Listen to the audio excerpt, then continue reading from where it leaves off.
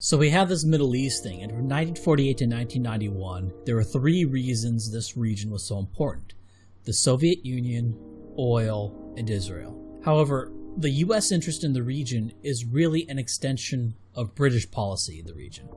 Going back to the Crimean War, the British were obsessed with containing Russia out of the Middle East. This great fear that Russia loomed like a nightmare over Europe with its potential because of its landmass. Britain and France, they sided with Turkey, they sided with Muslims against Christian Russia out of a fear that what? Russia would have access to the Mediterranean and retake Constantinople for Christendom? This became known as the Crimean War of 1853, and it led to the deaths of 143,000 Russians, 223,000 deaths from the coalition aligned against Russia, but I guess they kept Russia from something. In 1877, Russia invades through Romania into the Balkans and handily thrashes the Turks in the region. The states of Romania, Bulgaria, Serbia, and Montenegro gain independence from Turkey, or the Ottoman Empire, as a result.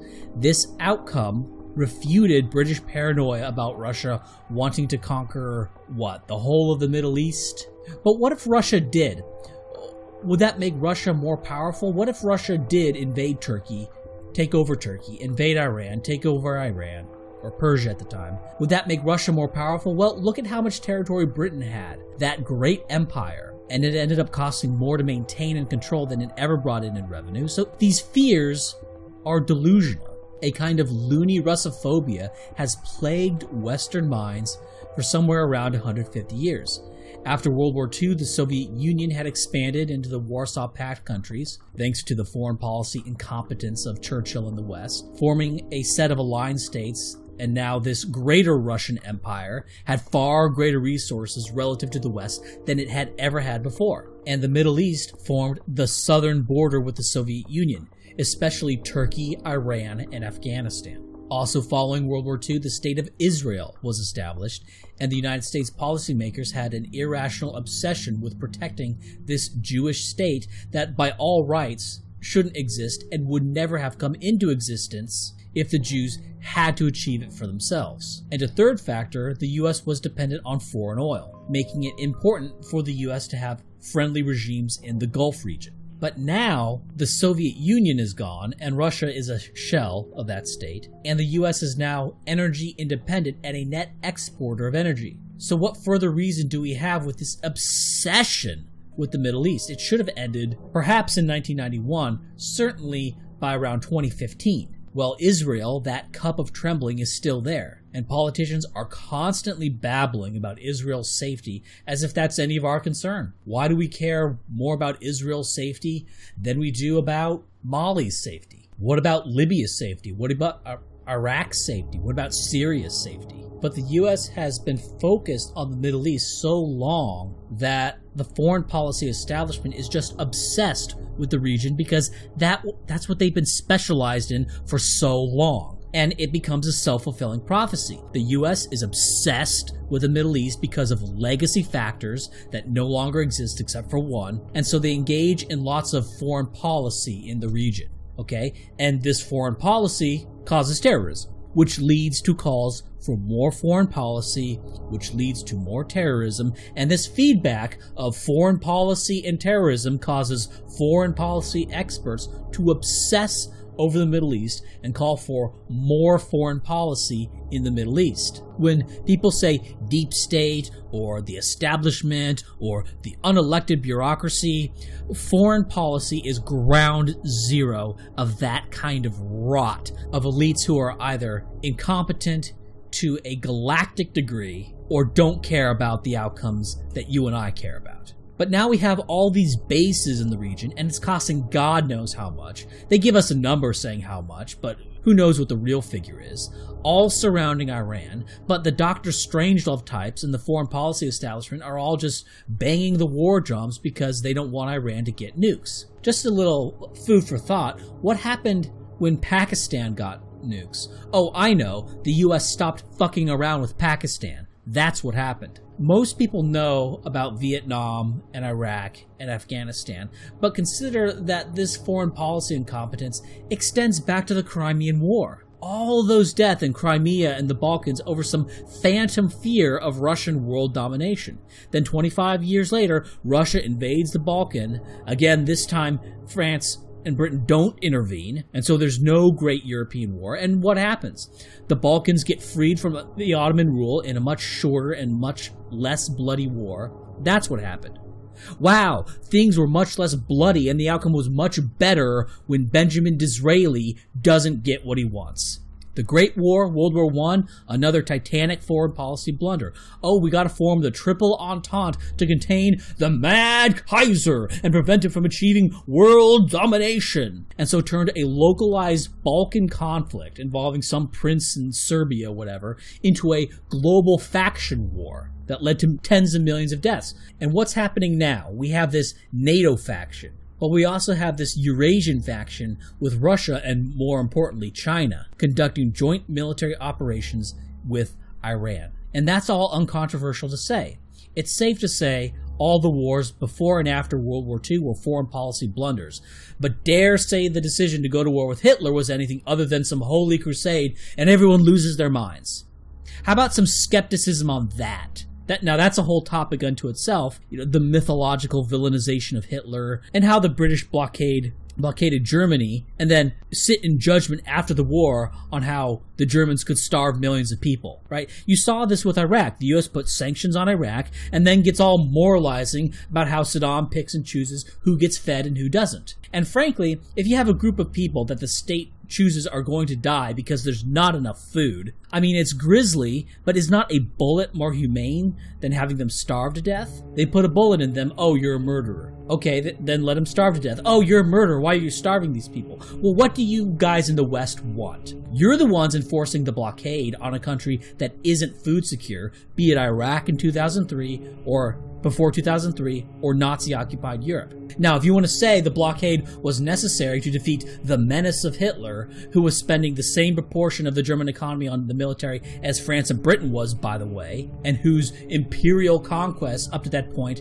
had constituted nothing but Czechia, then fine. But don't then moralize about the Holocaust. Oh, Hitler would have done the Holocaust even if there were no blockade? Well, I disagree about that, but I'm committing a sin by saying that because I'm denying one of the central myths, which is that Hitler was a cartoon villain. But even so, fine. Say, Hitler would have done the Holocaust even if there was no blockade.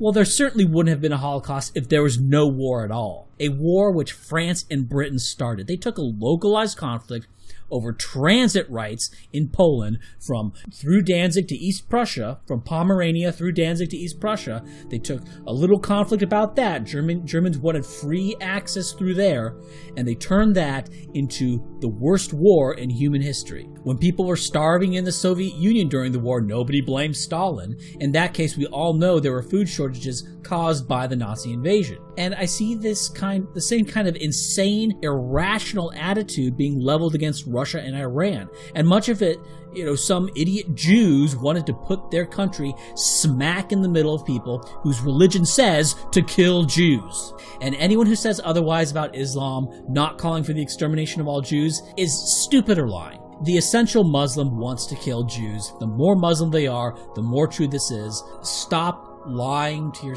and just stop believing like this sort of shit-lived global homo interpretation version of Islam. Okay, real Islam says, kill them wherever you find them. And yes, with Israel, it's appropriate for me to say they put their country there because Israel was in a unique position after World War II that they could have chosen several locations to put their country. Nobody else, well, perhaps there were, but very rarely in human history do you have that kind of choice. Do you have that kind of volition of where to put your country? So some countries that are, say, landlocked, we can't blame them for facing the problems of being landlocked, for example. But if they chose to be there, then we can blame them. We could say, you chose that as your country. They could have had much more land in Brazil or Madagascar or East Africa, all of which were much less populated at the time,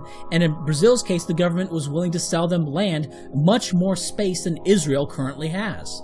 So don't cry for dumb Zionists who chose to be exactly where they are. They want to be surrounded by people who for 1,300 years have had this creed that calls for their extermination. Let them deal with the consequences of that. Not our problem. Their religion says it's their destiny to live in this particular location. Fine. Let their religion protect them, not us. But this then gets to the crux of the situation, doesn't it? Iran's developing nukes, and the mad mullahs of Turkestan want to use the nukes to nuke Israel. And Israel is, of course, very weak to that kind of attack because they're so small and densely packed. Well, Israel can deal with that. You wanted to put your country there instead of northern Brazil. You chose a tiny sliver of land the size of Delaware, right next to people whose religion is largely based on killing you and removing you as a scourge on the planet. And you chose that instead of a good chunk of virgin land in northern Brazil. Well, there's no reason for us to pull your asses from that fire that you thrust yourself in. Israel has more nukes than Iran. And if there was a nuclear war, they would probably fire more nukes at Iran than Iran would fire at Israel. But Iran would win a nuclear war because of geography, and Israel knows this. That's why the Israelis are so obsessed with stopping Iran from getting nukes. They're facing an extinction-level event. That's why the Israeli lobby calls for all these wars in Libya, Syria, and Iraq, all these countries that are surrounding Israel. How odd. If Israel completely had their way, the United States would just invade and occupy the whole of the Middle East outright. And the U.S. would spend the entirety of their national surplus on keeping control of these backwards sand people who we shouldn't even know about. But there's a problem. The Goyim in the U.S. are tired of these wars. We're sick of these stupid wars, and the younger generations don't care. It's old boomers sending millennials and Gen Zers to fight, and they don't want to fight. Airstrikes on Iran have no doubt delayed Iran's nuclear program, but they won't stop it forever. Moreover, Iran is a whole other animal than Iraq. The only surefire way to stop Iran from developing nukes is an invasion. Understand, that's what the foreign policy experts, the engineers of the Iraq and Afghanistan and Libyan and Syrian wars, that's what they want. It's all been leading up to the enemy of Israel, the primary enemy of Israel, and the Israeli lobby has had their sights on from the start, and that is Persia. And the gall of these foreign policy lunatics to say we should invade Iran because Iran's killing Americans in bases throughout the Middle East, that's what they're telling the public. What? Why are there Americans in bases in the Middle East? Imagine if the Chinese got all butthurt about us sending special detachments to kill Chinese soldiers in Canada or Mexico. We would be asking, what the hell are the Chinese doing in Canada and Mexico? That's the correct question to ask. But look at Google Maps. Look at the geography of Iran. It's mountains, it's deserts, it's hills, it's crappy roads. It's a logistical nightmare, and Iran is huge. This is mostly like an audio video, but I have a little picture up here. Here's Iran overlaid over the southwest U.S. It's like the area of California, Utah, Arizona, New Mexico, and Colorado combined, roughly. And unlike Saddam, the Iranian military preparations aren't based on having a large standing army that's going to go toe-to-toe with Abrams and Strykers and Warthogs. No, the Iranians aren't going to play that chump game. They have defense-in-depth strategies which are designed to attack in the rear after the U.S. Army advances further north into the country. And they have them all tucked away in all these little mountains, all these little coves. It's like Afghanistan. It's like Afghanistan, except you have a far more substantial country and far better prepared opponent than Afghanistan ever had, and the likelihood of Russian support.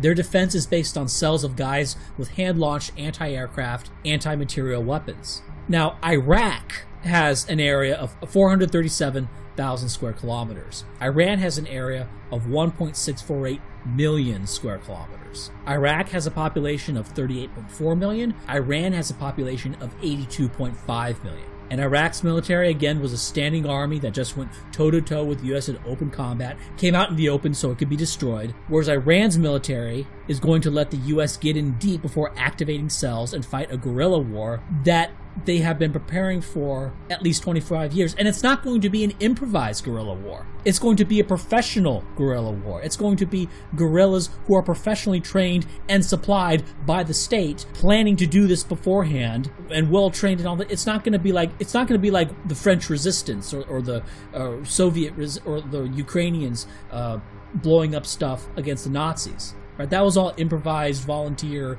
amateur stuff. These are going to be professional guerrillas, and they're going to have state military levels of weaponry. The Iraq insurgency wasn't planned, it was just sort of cobbled together. And look what a mess that was. Imagine what a professional guerrilla force is going to look like. The Iraq war and occupation has cost $1.9 trillion.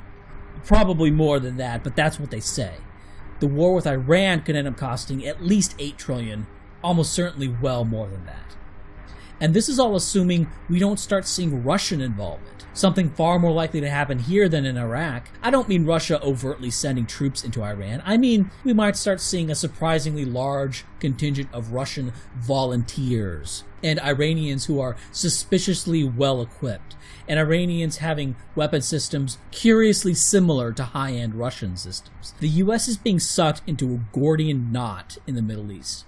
And this is a battle between Israel and Iran. It's a battle between Jews and Muslims. And what the Jews managed to do was insinuate themselves into Western military establishment. First, into the British during the British Empire, but the British sort of faded away, and then they moved over to the US establishment, and they're now pushing the US to fight Israel's battles. But the chutzpah that the establishment has about this. Remember when they said, we need to be in the region to protect our oil interests? Well, that's gone. The U.S. is energy independent now. Okay, time to leave. Well, remember they said we need to prop up these regimes to oppose the Soviet Union. Okay, the Soviet Union's gone. Russia is a hollowed out shell of that. Time to leave, right? Right? The reasons you said that we were in there are gone. Okay, time to leave. No, if anything, the U.S. involvement has increased since the supposed reasons for being in the Middle East in the first place have gone away. The two explanations for why the hell we're still there are, inertia in foreign policy thinking, which I'm sure is part of it, and Israel. What happens to Israel? Who cares? Let their religion protect them. Let their Zionist prophecies protect them.